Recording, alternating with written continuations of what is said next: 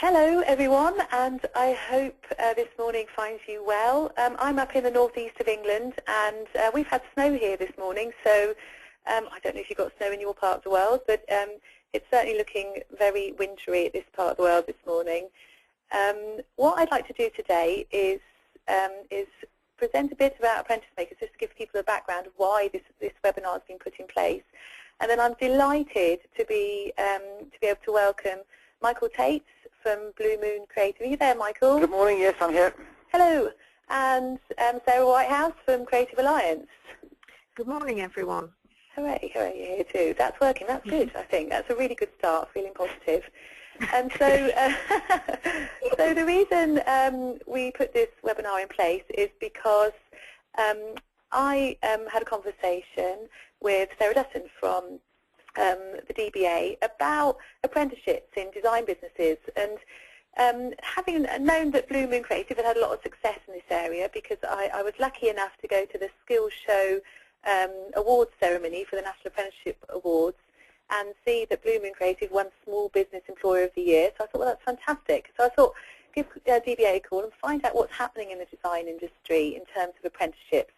Having worked in an agency myself, I'm not sure if I introduced myself actually, I'm Sophie Hardwick from Apprenticemakers, and although I run Apprenticemakers now, a few years ago I worked in an agency myself, and I didn't hear a lot of talk of apprenticeships. And so I was interested to know whether either the situation had changed quite a lot, or whether design businesses and small creative agencies weren't really aware of the benefits of apprenticeships. So Sarah and I spoke, and we thought it might be a really nice idea to put on a webinar for the design industry, but also ask design businesses what they thought about apprenticeships. And so I'll also this morning just run through some of the findings of a quick survey that we did with the network that the DBA has. And so I'll just run through those so people can get a sense of, I guess, some of the thinking that design businesses are having around apprenticeships at the moment. So just to kick off, I'll talk through Apprenticemakers. So the reason Apprenticemakers exists is to support small businesses. It's funded by the National Apprenticeship Service, and its entire focus is around encouraging small businesses to talk about their apprenticeships and to encourage more small businesses to take on apprentices. When we actually ask Michael to speak later, he'll outline some of the benefits of his business in terms of taking on an apprentice, and that really is the whole kind of ethos behind Apprenticemakers. Is businesses saying, look, I run a small business, I took on an apprentice. This is how it helped me, and these were the challenges, and this is how I overcame them.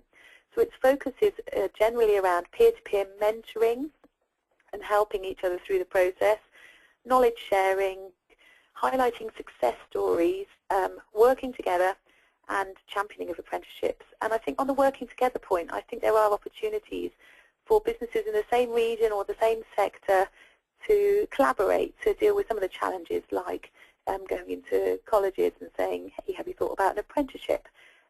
Or working together to ask government bodies for funding for particular types of apprenticeships. So that is happening a lot in sectors at the moment, but I think small businesses being aware that they can get involved in those kind of initiatives and activities and start them themselves is something that will help bring more apprentices to small businesses.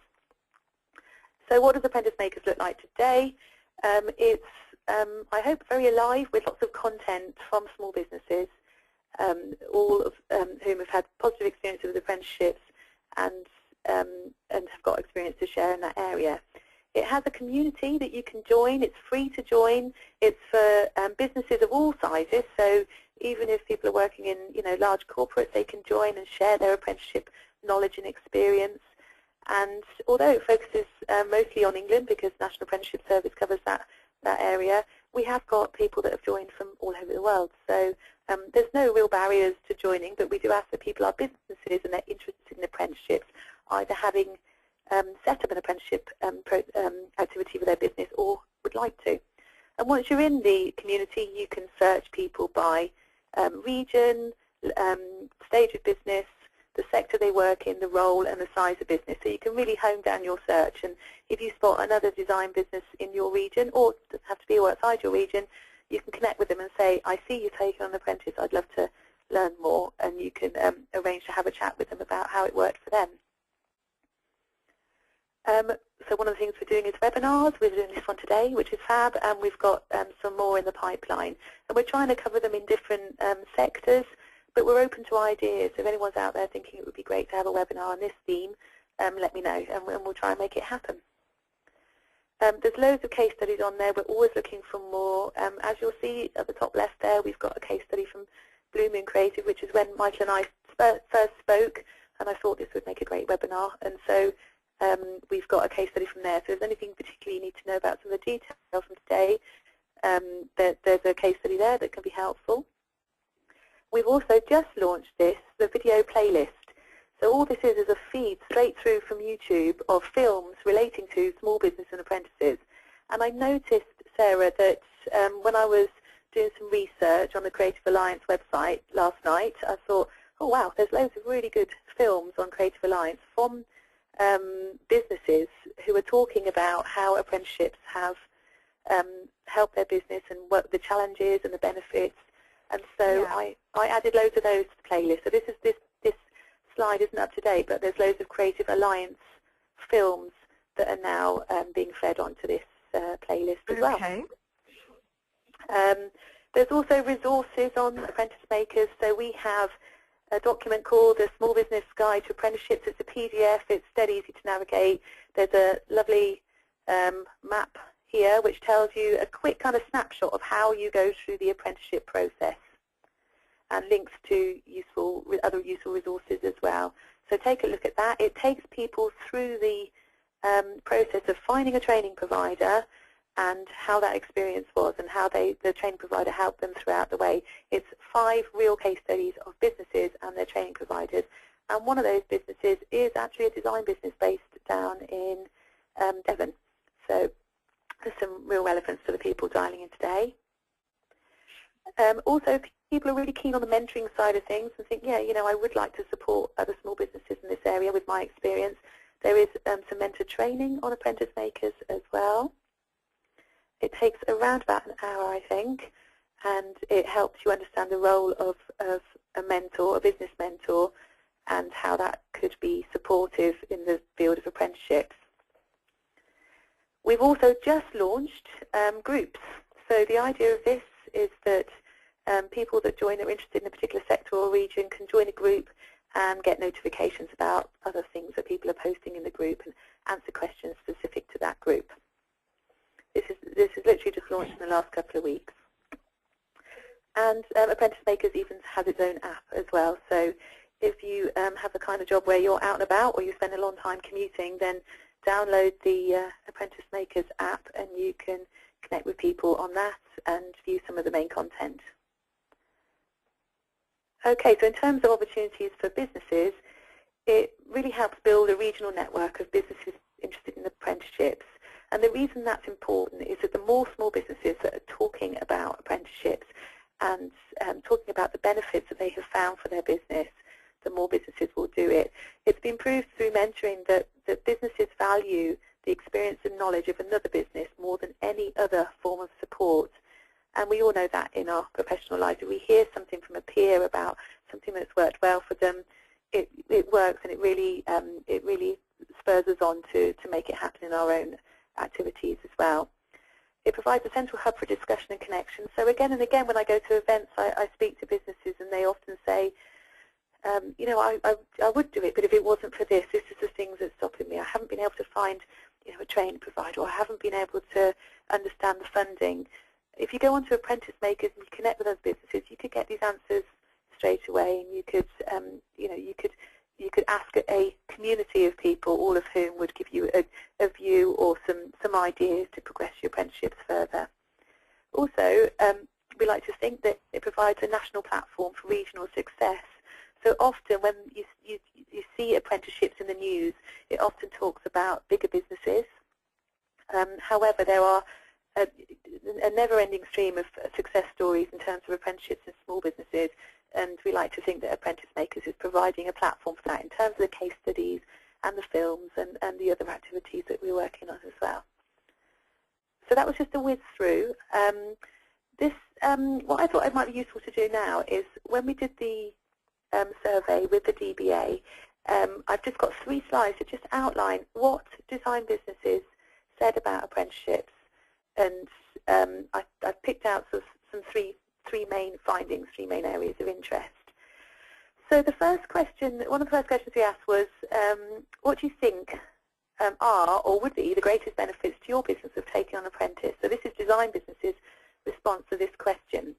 So the things that come out top, I don't know if this is tricky to read, but can you see it all now? I know that when we did a practice run, it was quite tricky to see. Hopefully it's all you can see it, yeah. So the 4 things that come out top are help with the workload. Well, having worked in an agency myself, that doesn't surprise me at all. Anybody that comes through the door, they can get a job at doing something straight away because it's such a busy environment. New enthusiasm and energy in the business. Supporting a young person on the first rung of their ladder. And increased morale in the team. Does that ring true with you, Michael? Does that feel that like those benefits shine out? Much so, yeah, and there are more besides, as well as some downsides. Okay, and then what I'm quite interested to see is that none of the businesses that answered the survey identified either impressing clients or generating good PR for the business as a benefit of taking on an apprentice. But I don't know what you think, Michael, but my experience of working with businesses in this area is that it can be a real benefit. That clients love to see young people working on their account, and it's very and they accept that young people have something to contribute in a way which, if we were doing neurosurgery, they might not. And where that has real credibility is that these are people who have much more experience of being constantly online as normal. They even, I mean, my 21, 22-year-olds even feel a bit behind those who are 16 now, to whom one of our clients has to appeal. And they said because they don't know what it's like to not have their smartphones and be online all the time, but they're much more used to that and look at it from that perspective in a way which older people just haven't got that perspective, basically. So no, clients really like it, and there are some very sort of hard things you can cite as to what they bring to the party. Great. And in terms of generating good PR, I think those businesses that I've worked with that have quite a lot of high visibility in terms of a small business interested in apprenticeships and offering apprenticeships in their business seem to be offered opportunities to do PR opportunities for their local paper, even national activities. And so I think it can be, it can be good for businesses to do something that stands out from the crowd. And I know particularly in agency life, it's hard there's a lot of competition. And I think it's nice to be able to say something in the press which is positive about what your business is doing to support, new skills in the industry.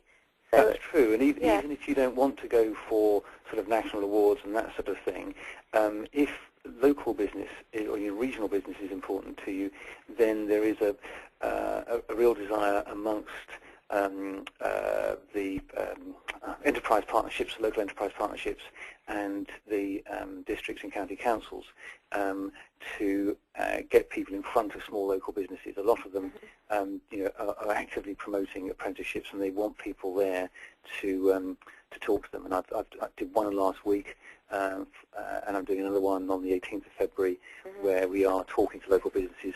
They're not necessarily clients that we want, frankly, but it does get us a lot of publicity, and it makes us much more visible to some of the public sector organisations locally to us, which would be good clients. Yeah. Okay, and I only sent out an email yesterday where to people in the Apprenticemakers community about National Apprenticeship Week, which is coming up. And often papers are running campaigns and activities like 100 in 100, 100 apprentices in 100 days, those kind of campaigns. And they're often keen to find small businesses that want to get involved because they need case studies, they need content to support those campaigns. So there can be opportunities for business around that, I think. In terms of whether they've employed an apprentice or not, what do you consider to be the greatest challenges? This is what we asked next. What was interesting here was that we asked people whether they thought things were very easy or very problematic. And the very easy are in the light colours, and the very problematic are in the dark colours, and we asked how people found this in the process. And what it was quite refreshing to see was that there was only one area which got very problematic, which was potential routes to funding. So maybe Sarah will give us some enlighten us there if there are any kind of hurdles there for small businesses. But everything else was, well, I suppose there's a couple of areas there a bit problematic. Finding the management time, that's not a surprising one, I guess. Maybe Michael will give us some insights into that. Finding a training organisation and finding good candidates. So maybe there's some insights in the presentations today that will help us understand how best to approach that. Yep. Okay. In which ways can businesses benefit from working together and connecting to discuss apprenticeships? So this is the question we asked in relation to Apprenticemakers, and the thing that came out top was sharing best practice. And we have found that if businesses are willing to share the process they went through and what things have worked when they've been bringing apprentices into the business, it can make a massive difference. Okay. Promoting the sector in schools and colleges, quite interesting there as well, coming out. Give people a chance to have a look over that. Sharing apprenticeship as success stories. This is something we do try to do on Apprenticemakers a lot, but also, you know, we're happy to retweet people's stories, retweet events, and spread the word about anything that's out there to encourage small businesses to be interested in apprenticeships. Okay. So after that, Michael, is it okay if I hand over to you? I've got some questions for you, Michael, and I wonder whether we could just run through these and find out more about the apprenticeship activities in your business. Okay. So tell us a bit more about Blue Moon Creative and how it came about. Very quick sort of potted history. I actually was a client of Blue Moon for several years. I used to be like a freelance marketing director, primarily with legal and quite big commercial property clients. And the owner of Blue Moon said to me a few years ago, look, I'm thinking of moving on, a bit of a lifestyle change. Are you interested in buying it? I did so because unusually for a provincial agency, but Blue Moon's in Pershore in Worcestershire, they had some fairly good big-name clients, especially Peugeot and Louth and Rocker bathrooms, and my loyalty, the person I worked with, was the studio manager, Dan. And so I thought, well, actually, when the owner walks out the door, if it's the same for the other clients, the goodwill won't walk out the door with the principal. And that proved to be the case. But when I joined, when I took over the firm, what was also clear was I said, look, show me all the best creative work you've done. And they said, well, it's the work we've done for you.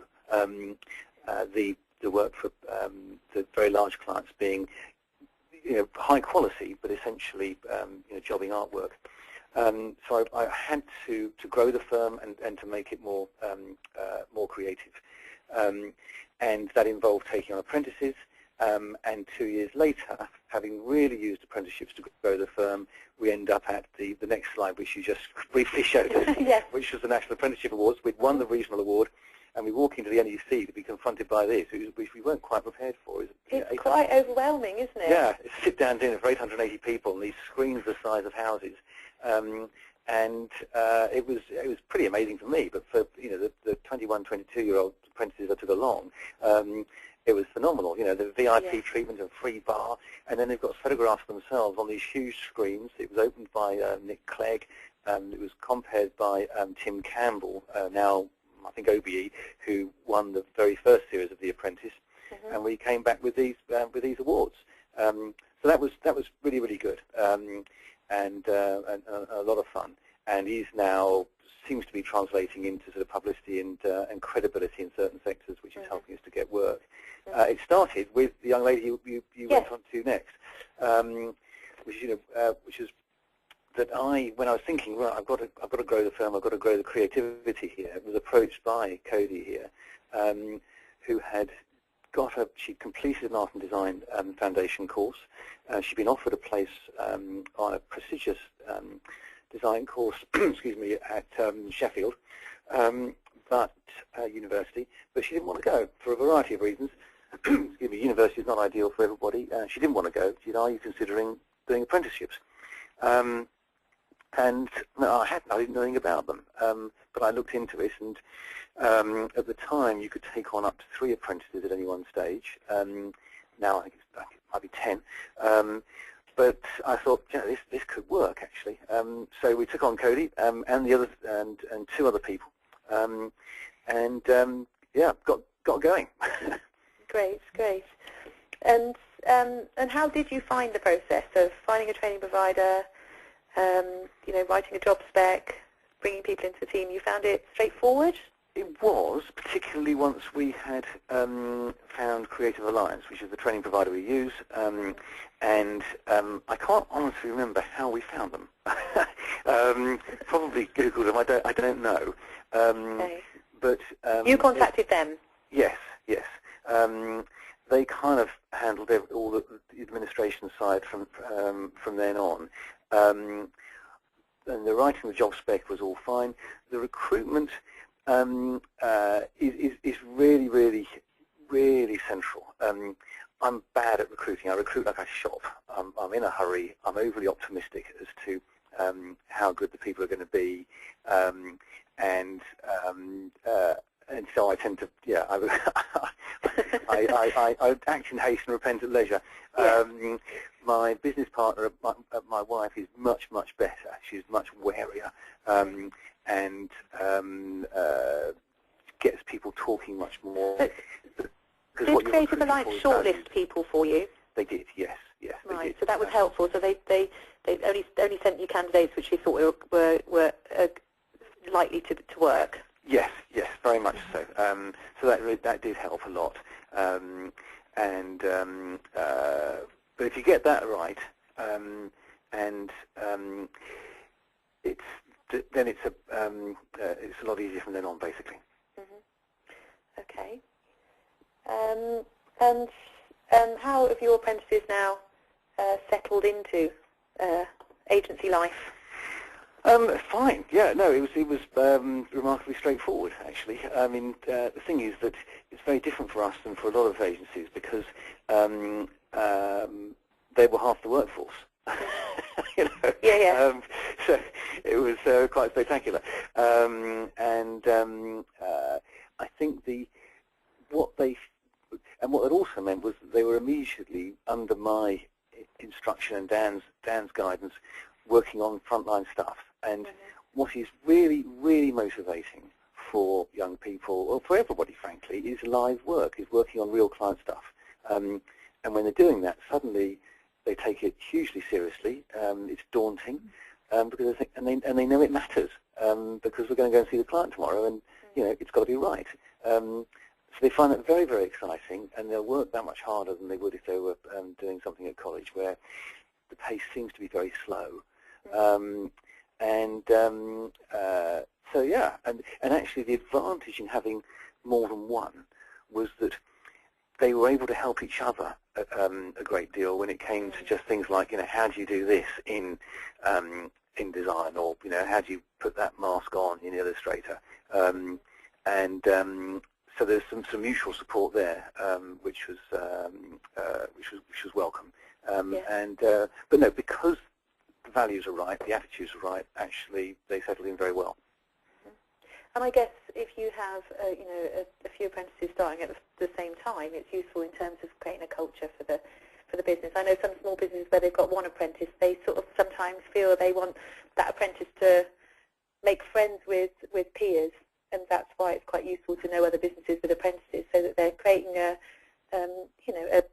somewhere, another environment where they can learn from peers.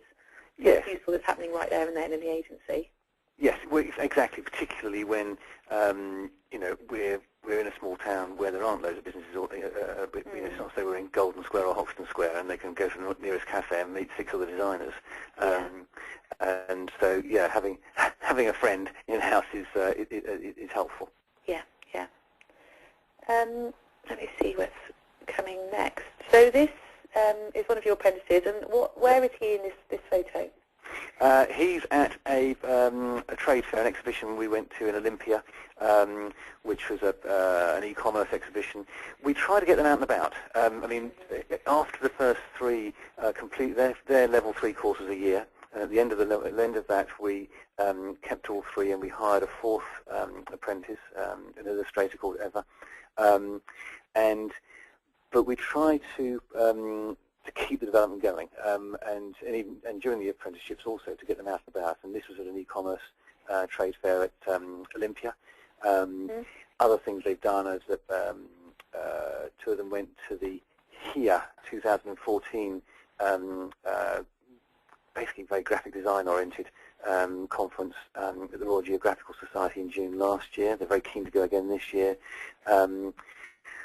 One of our employees is Polish, and we're members of the British-Polish Chamber of Commerce, and so she has been with me to a number of events at the Polish Embassy, and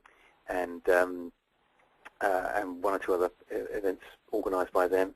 So yeah, we try to get them out and about a bit. Again, partly because we're not part of a sort of established local creative scene. I give them time to research things online, and in fact, one thing we've started doing quite recently now is to up their presentation skills. Is once a month each of them is doing. So virtually every Friday lunchtime now, they do a talk on a TED-style talk, 15 minutes on a particular subject, which is relevant to all of us and which helps the firm. But we stay research and talk and present, and that's something which I know, thinking about university courses, the better university courses, people have to present to their peers a lot, and obviously we have to present to clients, so it helps their presentation skills, and it helps them to just to codify a lot of aspects of what we do, so that when clients say, well, why do you think that? They don't sort of think, they can actually say, well, we've done it like this because, boom, boom, boom. So yeah, it's important to get them out and about, basically. Yeah, yeah. So you kind of mentioned other ways of recruiting young people, and I just want that when I was working in an agency, people talked about interns a lot, and getting a recent grad to come in and do a few months. And what's your thoughts on that? What's your thoughts on how taking an apprentice, bringing an apprentice into your business is different to bringing an intern or graduate? The interns that we've had a couple, have tended to be pretty high end. They've had very good educations. They're doing degrees in marketing or in design. One of the ones in design, and one of them was very video oriented. And to a great extent there, we essentially set them a project and say, look, you need something here that you can really show off, and they tend to work on their own. So we don't make them part of the team as such. We give them something which they can do and get on with, which helps them on their course, and which also helps us. And that's great, and they have a level of confidence, of intellectual confidence, which is the younger people often don't have. Sometimes they haven't got any more sort of general sort of life experience.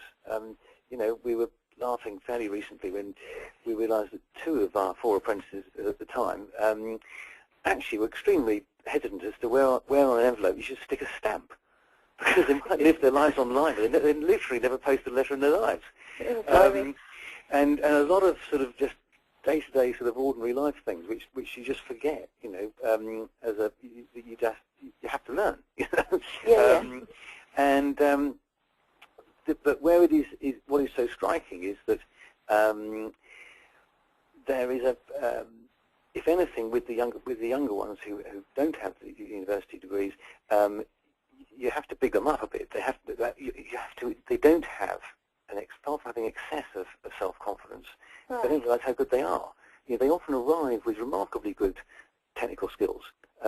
Usually perhaps in just 1 or 2 bits of software, but it's not unusual to find an apprentice who, you can sit down and start working in Photoshop or Illustrator, say, straight away, And if you know what you want, say, great, look, can you? And I mean, some of the we give work experience to school children, and you know, we have 14, 15-year-olds coming in doing amazing work because you know they're using things like the Wacom drawing tablets now. You know, they're using the software that we use. You know, they get or sort of very similar free versions thereof. It's rare that they are creatively strong. You know, often they're like people who've got a fantastic camera but just can't do anything but take snapshots. But you know, you can work with that. So I think, in answer to your questions, the people who haven't followed the degree course tend to be less confident, so they're more malleable. They're less up themselves. But yes, they need, particularly when presenting to clients and things, they need more help. And in the recruitment process, they haven't been trained in how to present themselves, and so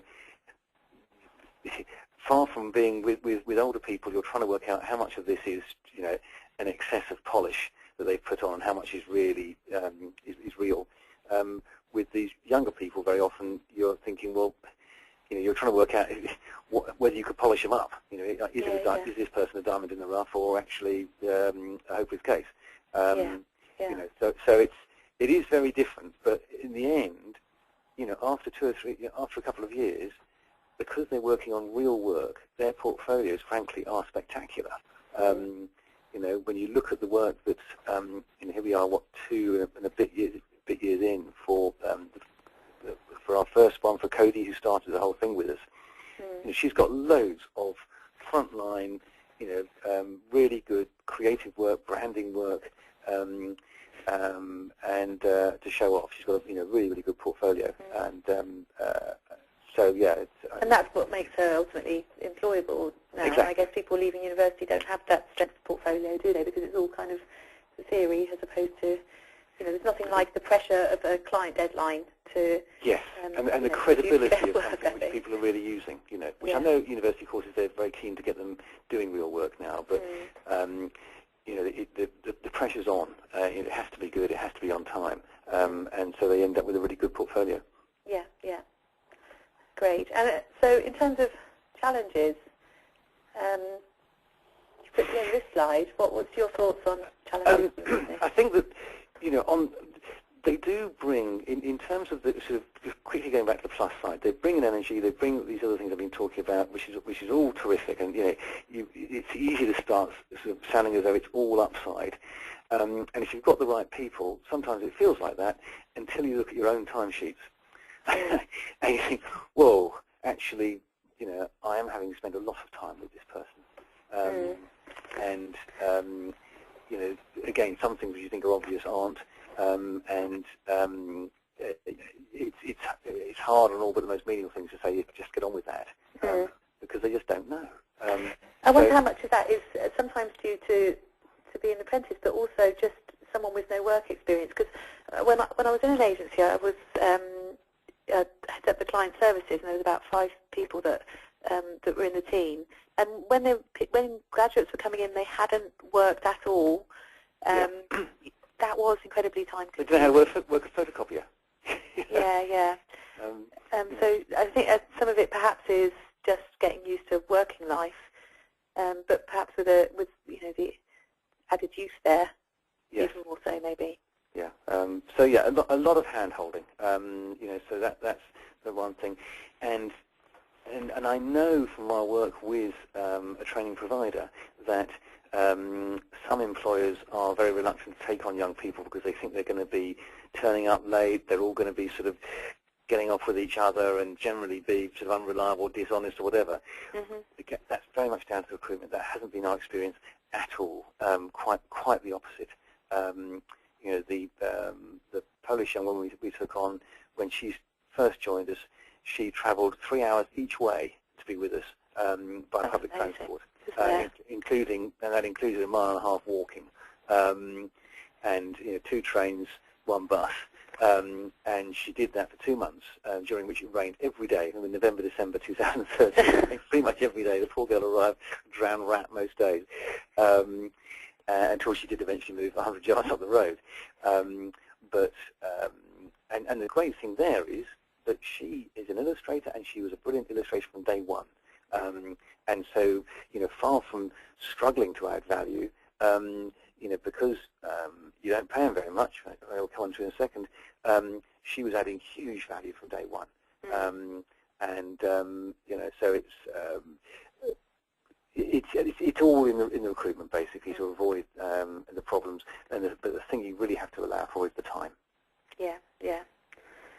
Yeah, and what do you think would be the time it would take to get someone up to speed where you feel like you kind of set them free and they're self-sufficient? It's just a very slow process in terms of just gradually having to spend less and less time with people and being able to say, yes, get on with it. And then you'll find that something new starts and you think, actually, we haven't really covered this. Once or twice, I know we've got our colleague from Creative Alliance can talk in a second. I've been pleasantly surprised because even though we haven't covered it, actually it has been covered in the course with the tutor coming in on regular occasions and setting them work to fill the gaps that we're not covering through the live work we give them. But it's just a gradual decline, basically, in the amount of hand-holding you have to do. So that certainly in the early days when all three of them had started, they started a month apart, I was basically spending probably 60% of my time going from one to the other, saying, right, okay, work on this, work on this. Albeit they're working on live work, so I'm overseeing, live work they are doing. But it's slow, and then gradually it declined, so that now, I was out of the building all day Monday and Tuesday, and they were all working away without me, no problem at all. So you've never, even despite the time it's taken you, you've never thought, this is too much time. You've always thought it's worthwhile. No, it has always been worthwhile, but then we had no other choice. We didn't have the cash resources to go out and hire people who were in sort of mid-flight careers. So I don't have a thing to compare it with, really. For us, it was the way forward, and particularly bearing in mind how long it takes to build up the work pipeline. So it was partly very much a cash calculation. Okay. And on the cash side of things, how much did it cost you? Well, it's the other great beauty is because you don't have to pay them very much.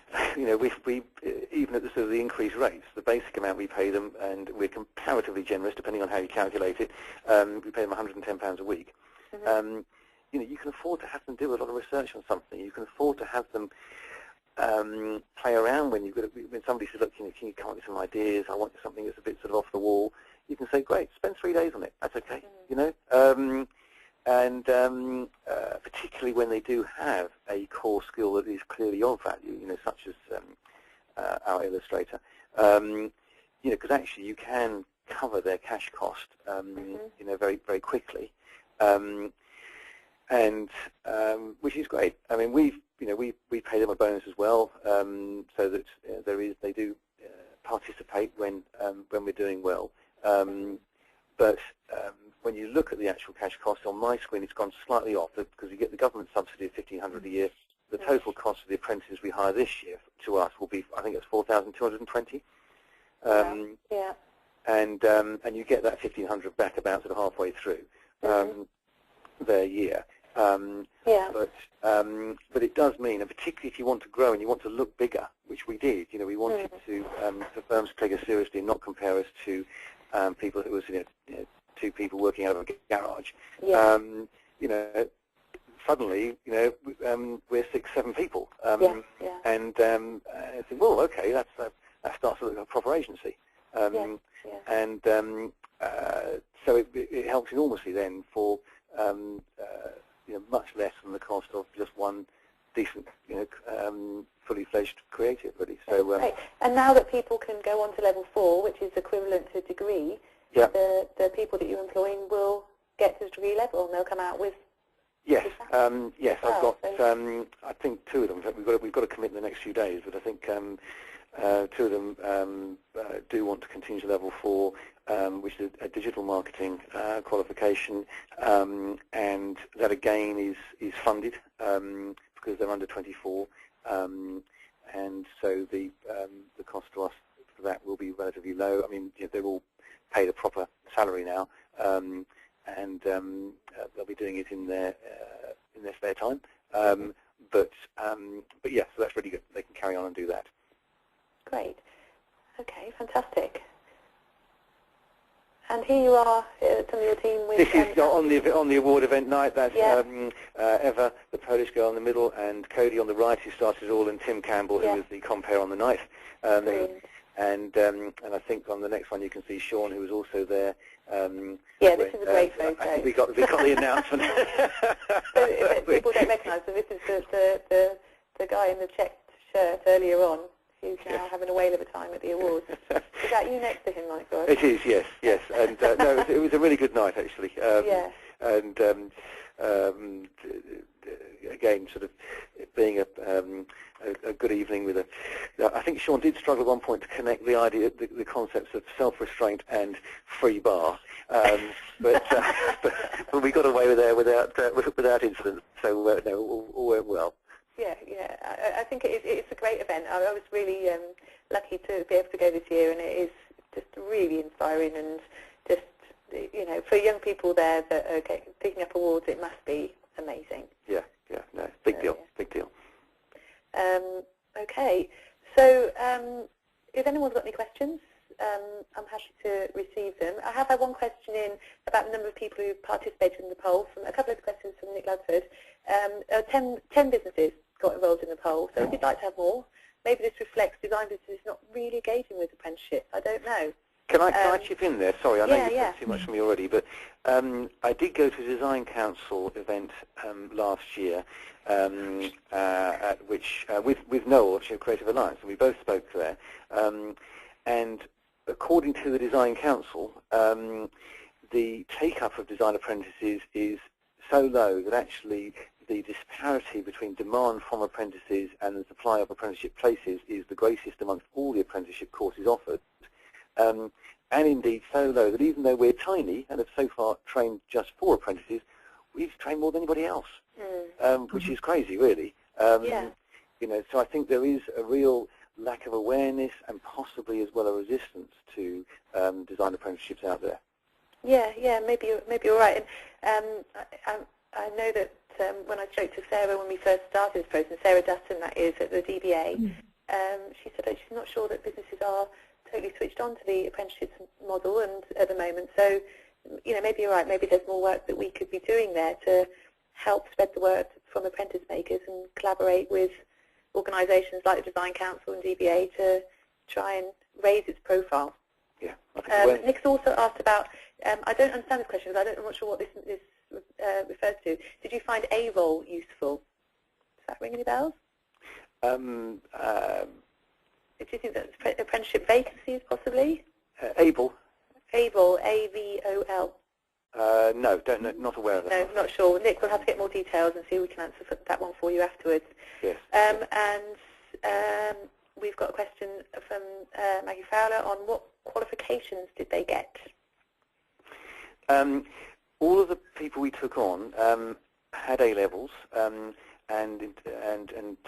one of them, Cody, had a distinction in art and design, and they then before they arrived with you. Yeah, before they arrived, and they then did a level 3 design and marketing apprenticeship, in which they all passed, and Cody passed with distinction. This is one thing I find frustrating about the process. It's actually getting information on the precise names of each course and the content of each course. And in fact, I tried to get that before this talk today so that we could flag it up, and I couldn't find it. I've got it for level 4 because that's something we're about to embark on. I've got from Creative Alliance a list of all the modules and everything which are covered. But I think that that's really important, and I think that if agencies could see the content of the courses, then I think it would really encourage them, because they think, oh, yeah, actually that's really good stuff. They need to know those sorts of things. Yeah. Maybe that's something we can try and track down afterwards, possibly with your help, Sarah Whitehouse, and then perhaps we can put it as a link on the webinar archive, but also send it over to the DBA possibly to send out with the, I know they've offered to put the webinar on their website too, so that could be one step in the right direction there. Yeah. So I know, to my embarrassment, I know they all passed. So I know that Cody got a merit, but actually I can't tell you the precise name, the official name of the specific course which they did, because under design there are lots and lots of different ones. Right, okay. I'm sure Sarah will be able to help us to try and track that down. So moving on then to Sarah. Hi Sarah, are you still there? Yes, I am, yeah. Brilliant. Thanks so much for agreeing to speak today. Just to put people in the picture, you haven't been with Creative Alliance that long, have you? No, I haven't. Right, about 3 months. Right, okay, so you're quite new, to the organisation, so we're really grateful that you're able to step in today. So a lot of what Michael's been talking today happened pre you arriving, but I guess it's been quite interesting to be involved and understand how people are interested in this. Yeah, Great. I'm obviously aware of Michael and his company and the success that he's had with his previous apprentices and current ones. So, you know, it's great to hear when young people do match the company, they get on well, and both the learner and employer are happy with their placement. So, great. So just to ask you a few questions then, we're through. We're due to finish at 11, so we have got some questions for you. What kind of I'll apprentices? whiz through. Yeah, great. Sorry to put you on the spot, but I will. Don't worry. If there's anything we can't cover, we will add as links afterwards. And as I say, the Creative Alliance website is actually a really useful source of support. So, what kind of apprenticeships are available for roles in creative agencies, and at what level? Well, at Creative Alliance, we obviously deal with placing people into apprenticeships in the creative and cultural areas. So the type of frameworks we deal with are along the lines of community arts, design, creative and digital marketing, standard marketing, business and administration, cultural and heritage venue ops, technical theatre and digital marketing. The levels, we tend to have level 2 and 3. As Michael's already touched upon, there are level 4 in certain frameworks, and you know, currently we are looking at doing digital marketing level 4, which we are in fact progressing with. So there's a good selection there for learners who want to take that alternative route and do an apprenticeship. Great. And what kind of, I suppose what I'm getting at is what kind of apprentices are likely to be available? So are they generally coming in post A-level, or are they school leavers 16 plus, or are they older? Well, there's a variety. I'd say for a general comment, the apprentices who come through Creative Alliance tend to be in the age bracket from school leavers, so 16 or over, up until 23. So that's a general, I would say, 16 to 23-year-olds. And just to give a brief background, if someone wants to do an apprenticeship, as long as they're 16 or over, living in this country, and they're not in full-time education, they can look into apprenticeships and apply. I would say that the majority of our apprenticeships do tend to be the typical school leaver, in that they're in the age bracket of 16 to 18. You know, so they've done their GCSEs, but they don't want to continue on to A-level or college, but they want to get into the workplace. Obviously, not all apprenticeships go down that route. As Michael's already mentioned, his apprentices came with A-levels or other slight educational courses. So there's a mixture, but I would say the general age range is 16 to 23, who we tend to see. Okay. And that is, there's a kind of point raised there around whether you need to bring people in, because you can put an existing employee on an apprenticeship, can't you? So if you spot someone good, can you approach an organisation like Creative Alliance and say, yes, you start an apprenticeship? Yeah, that does happen. We have employers who, let's say, we've already worked with and we already have a relationship with. We even have employers ringing up to say they're eager to get 1 or 2 apprentices into their business, and they actually have a person in mind. Is that possible? How do they go about, you know, interviewing that person and getting them into the business? Because of course, if that is a situation and an employer has already earmarked someone who they would like to do an apprenticeship with them, they do of course have to go through the correct channels, so to speak. So yeah, but we do get inquiries like that, and similarly to businesses that just want apprentices and don't have anyone in mind. We're here to help with the recruitment and talk them through as much of the stage as they want. So. Okay. And how long does it normally take from a business saying, I'd like an apprentice, to that person joining the team? Well, from our end, we see it as a fairly straightforward process. It is, of course, dependent on the employer's recruitment timeline and their plans, how many apprentices they may want. I would say from the initial contact between us and the employer, it's important for us to understand what the employer is looking for, the type of role they want to fill.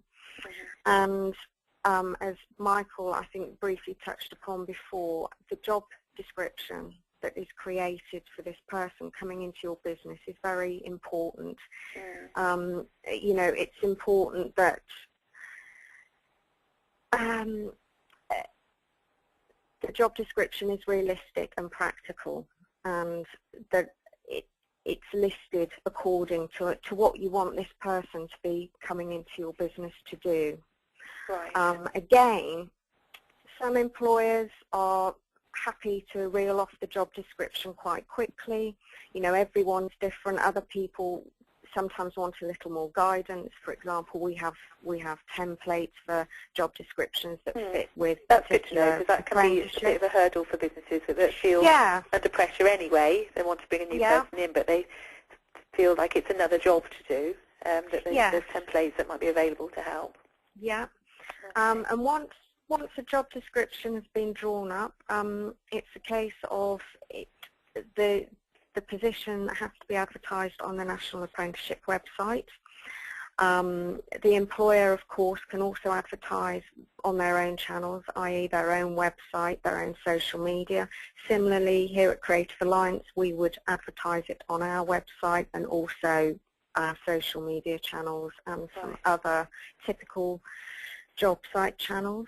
So training organisations generally try and help with the recruitment? Yes, absolutely, yeah. Okay. And do you find that there's a good feed of potential apprentices, or is it hard to find people at the moment?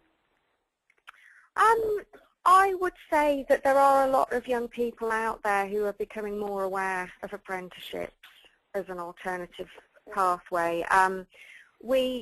We see a lot of applications through the National Apprenticeship website. We also have lots of phone calls from young people, in addition to employers, trying to find out more about an apprenticeship and if it's the right route for them. Michael, again, can I cut in there, please? Yes. Yes, of course. Just to say, on the timescale side of things, because we had someone that we wanted, from first speaking to Creative Alliance to the first one starting, I think it was 2 months. And then the second 2 started a month after that, and a month after that. Right. And so it was, reasonably. So 4 months to was for the one who took us longest to hire, and 5 months, sorry. And the first one was just 2. In terms of supply, I have the impression from talking to other companies that employ design apprentices that a lot of it's down to where you are, if you are, because we offer the job to somebody earlier on, but it's difficult to get to us by public transport. It was going to take her 3 hours each way, and she didn't want to move, and she felt she couldn't accept it. If you're in the middle of a big city, much easier, albeit again, hanging on to them might be harder as well. But I think in the middle of a big city, because there is such high demand for design apprenticeships, it should be much easier. Hmm. Yeah. Yeah.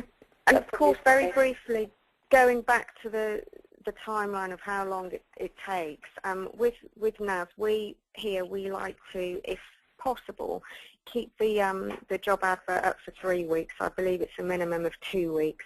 Then, of course, we will help the employer with pushing forward appropriate candidates who we think they're going to be interested in and would fit their role. This is where, the relationship with the employer comes into its own, because some employers prefer to take the lead on interviews. Others would like more assistance, so we can help with assessment centres. We would be involved in ringing up potential candidates and organising the interviews. The interviews are held. Sometimes, you find employers who they still feel they're not quite there with the people they've interviewed. They may like to re-advertise, or they found one candidate who they want to progress with, but realise that they'd like another apprentice. So it really depends on the business, their time frame and what they're looking for.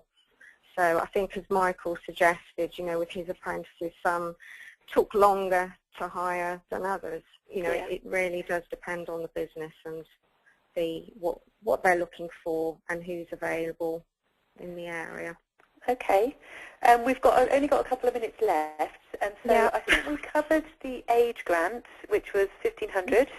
Yeah. So any apprentice that you take on, you can currently apply to receive the age grant, which comes about 6 months after they've joined. Is that right? In our experience, yeah. Yeah. And that 1,500 is in addition to the training costs of the apprenticeship framework, which are met in full for young people aged 16 to 18, and I believe 50% for those aged 19 to 24. And the grant, that age grant, would be paid once the apprentice or apprentices have completed, as you said, approximately 22 weeks. Right. Okay. And I've got a couple more questions, but I'm trying to whiz through to finish by 10. Okay. So, one question that businesses often ask at events is, what are their obligations to the apprentice if, for instance, it doesn't work out? Because the apprentice is employed, they're on a proper employment contract. Yeah, we always make it very clear that although it's an apprentice, they are your employee within your business and should be treated accordingly like anyone else you employ. So that obviously means that they're entitled to holiday pay, sickness pay, and like any new starter within your business, clear lines need to be made for them as to what their responsibilities are going to be, what's expected of them, so a work program. We often find with apprentices they have a mentor within the business they're going into. For example, we have 2 apprentices working within our office at the moment in the marketing sector. So they have work programs, they have a mentor who's a full-time member of staff within the marketing team, and I tend to oversee them as well. Mm-hmm. Now, to go back to your question of what the obligation is to an apprentice, and on the occasion where it's felt that they're not right for the business, and what does the employer do? Because the apprentice is an employee, obviously you have to follow the correct line of procedure. What we would encourage is, if the employer has any doubts or concerns, not to go straight to verbal and written warnings, if that can be helped, but to discuss the concerns in the first instance, with, for example, the apprentice, if they feel it's appropriate, depending on the level of what's happened and what the concern is. Also, that apprentice has an experienced assessor who comes to visit them in the workplace from Creative Alliance, and that assessor ensures that they are adhering to their work programme, that they're happy in their placement, that the employer is happy with how the apprentice is performing and contributing to the team. That assessor also sets assignments and workloads towards the modules within the apprenticeship framework so that they are achieving their qualification on time and whilst working. So the assessor is another person that the employer could highlight concerns to. Equally, as the training provider, we are here at the end of the phone. So again, any concerns we can speak to the employer about over the phone and discuss ways forward. And as a final thing, if I can chip in there to finish off, our experience of the assessor gives a really good third-party review, which is really helpful, and we have never had any negative problems. We've never had any reason for anything. You know, our experience has been overwhelmingly positive, and I think that given that the bulk of the unemployed, certainly in our area, I think the country, are under 24, 36% locally, and the vast bulk of businesses are small ones. You know, the apprenticeships are a big part of the answer, basically, and as I say, our experience has been overwhelmingly positive.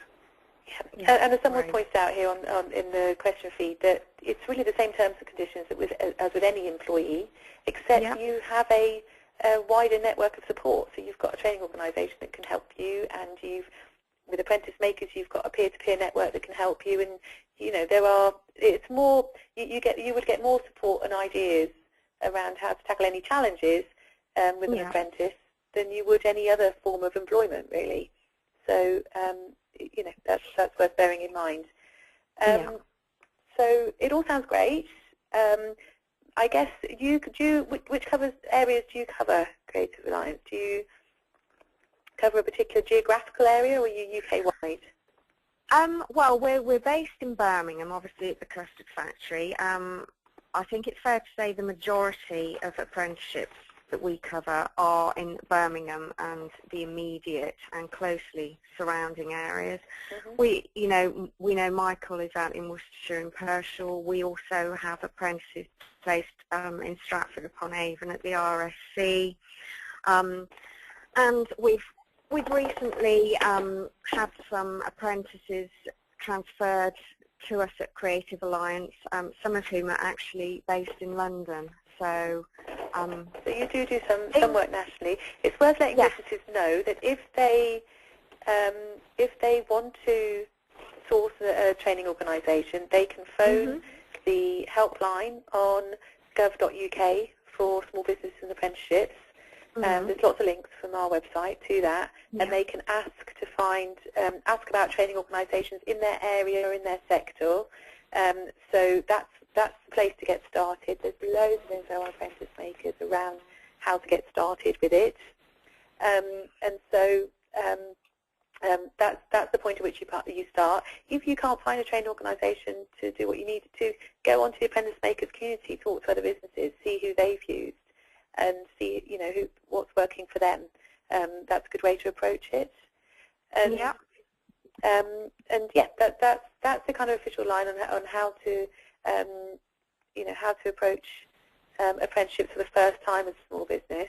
But of course, those businesses that are active in their region will hear through word of mouth training organisations that are doing a good job in this area. So keep your ear to the ground, get to know other apprentice employers, and ask questions, because that's often the way that businesses get started in this area.